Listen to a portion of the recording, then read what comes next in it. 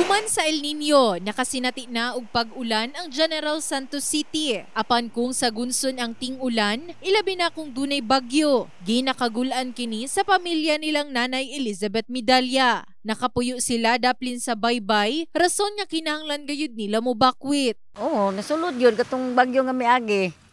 Nangaguba man yung mga bongbong gani kay gihapak sa balod. Sagdala na mo diha, kami prepare mi dito sa gawas na lang mi. Aron paspas makabakwit, silang Nanay Elizabeth, nakasulod na daan ang mga sanina o guban pang gamit sa bag. Ginasangat usab nila aron dili dayon kini mabasa. Gina-prepare na yun na daan kay halimbawa kung na may buabot nga kuan, maka bit-bit po tag gamay lang basta sa badala lang gud. Kuan lang, mabakwit lang mga bata.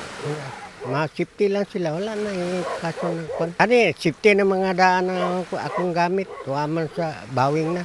Sa ulahing abiso sa Pag-asa, 69% nga mosulod ang La Nina karong bulan sa Hulyo. Rason nga nangandam na usab ang Office of the Civil Defense sa Region 12 ug uban pang warning agencies. Meron kaming operation center, no?